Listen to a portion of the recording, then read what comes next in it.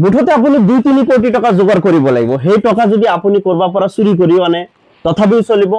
আপুনি যদি কৰবা ঠাইৰ পৰা দুৰ্নীতি কৰি আনে তথাপিও চলি যাব সেই টকাৰে আপুনি কৰবা আপোনাৰ সমষ্টিত কোনবা ঠাইত ফুটবল খেল চলি থাকিব তাত 40ৰ পৰা 50,000 টকা চান্দা দিব লাগিব আৰু তাত হ'ব লাগিব আপুনি চিফ গেষ্ট কোনবা ঠাইত ক্ৰিকেট খেল চলি থাকিব তাতে আপুনি 30-40,000 টকা চান্দা দি চিফ গেষ্ট কোনবা ঠাইত হাডুডু খেল চলি থাকিব তাতে 30-40,000 টকা দি আপুনি চিফ গেষ্ট হৈ থাকিব লাগিব এনেকে লাহে লাহে আপুনি কি কৰিব লাগিব আজিকালি বলে কোনবাই লুডু খেল তাতে চান্দা দিয়ে তেনেকুৱা শুনা পাও একচুয়ালি মই দেখা নাই তাৰ পিছত আহি আছে ধৰ্ম সভাৰ বতৰ ধৰ্ম সভাত আপুনি 5ৰ পৰা 10,000 টকা দিলে আপুনি তাত চিফ গেষ্ট হ'ব নোৱাৰিব ঠিকই যেটো ধৰ্মীয় সভা কিন্তু তাত আপুনি মুখ্য আকৰ্ষণ হ'ব পাৰিব এনেকে লাহে লাহে আপোনাৰ সমষ্টি পৰ্যায়ত আপোনাৰ জনপ্ৰিয়তা বৃদ্ধি হ'ব আৰু এটা কাম কৰিব পাৰে এই যে খেল বা তেনেকুৱা অনুষ্ঠান বিলাকত যে চান্দা দিব আপুনি 50,000 টকা চান্দা দিয়া প্ৰতিশ্ৰুতি দিব কেৱল প্ৰথম অৱস্থাত 10,000 টকা চান্দা দিব আৰু 40,000 টকাৰ কাৰণে আপুনি কমিটিখনক ক'ব যে পিছত মোৰ লগত দেখা কৰিব আৰু সেই কমিটিখন আপোনাৰ পিছে পিছে বহুত দিনলৈকে ঘূৰি থাকিব বাকি যিবোৰ মানুহ খেলৰ লগত বা কমিটিৰ লগত জড়িত নাই সেই তেওঁলোকে ভাবিব যে আপোনাৰ অত্যন্ত মানে আপুনি জনপ্ৰিয় তাৰ কাৰণে ইমানবোৰ মানুহ আপোনাৰ পিছে পিছে ঘূৰি আছে এটা এটা কৌশল তো এনেকে যদি আপুনি চলে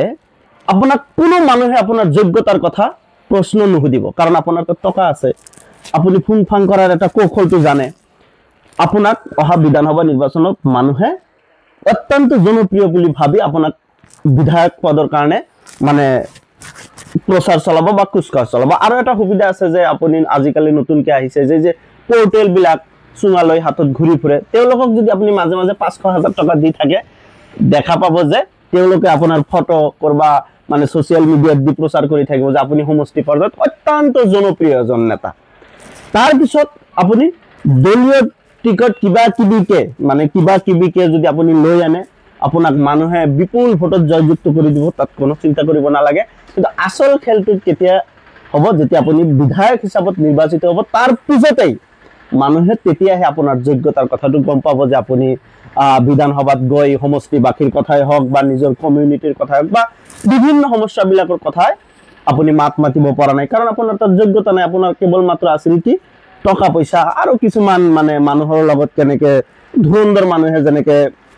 মানে কৌশলগত ব্যৱহাৰ কৰে সেই কৌশলবিলাক আপুনি জানিছিল আপুনিতো কোনো ধৰণৰ মানে বিধায়ক হিচাপত আইন যেনেকে পাছ কৰিব লাগে সেই বিষয়ে একো নাজানে না ভালকে কথা ক'ব পাৰে হেতু নাজানে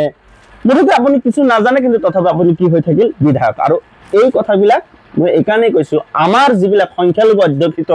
সমষ্টি আছে এই সমষ্টিবোৰৰ অৱস্থা কিন্তু এনেকুৱাই সেইকাৰণে মই কথাবিলাক কৈছো এতিয়া কথাটো হ'ল যে আসলতে আপুনি দোষ কাক দিব নেতাক দোষ দিব নে সাধাৰণ ভোটাৰক দোষ দিব নে কাক দোষ দিব দোষ দিবলৈ মানুহ বিচাৰি পোৱা নাযায় সেইকাৰণে যুগ যুগ ধৰি আমাৰ সংখ্যালঘু অধ্যুষিত অঞ্চলবোৰত আজিলৈকে ভাল নেতাৰ সৃষ্টি হোৱা নাই হয়তো বিধায়ক তো প্ৰত্যেক 5 বছৰ পিছে পিছে কোনোবা নহয় কোনোবা হয় কিন্তু ভাল নেতা পোৱা নাই যে কোনোবা সময়ত নিজৰ গভৰ্ণমেণ্ট থাকিলেও যে ভাল মন্ত্ৰিত্ব পাব তেনেকুৱা ধৰণৰ নেতা আমি উৎপাদন কৰিব বা সৃষ্টি কৰিব আসলতে পাৰা নাই মই এই কথাখিনি কোৱাত অলপ মানে অলপ ভয় লাগিছে কাৰণ হয়তো বহুতে বেয়াও পাব পাৰে এই কথাবিলাক কোৱাত কিন্তু বেয়া পালে কি আহে যায় সঁচা কথা যদি হয় নিশ্চয়কৈ মানুহে ইয়াত মতামত দিব আৰু মিছা হলে মিছা বুলি কৈ দিব কোনো অসুবিধা নাই সকলোকে ধন্যবাদ জনাইছো আৰু কিবা কমেন্ট থাকিলে কমেন্ট বক্সত জনাব ধন্যবাদ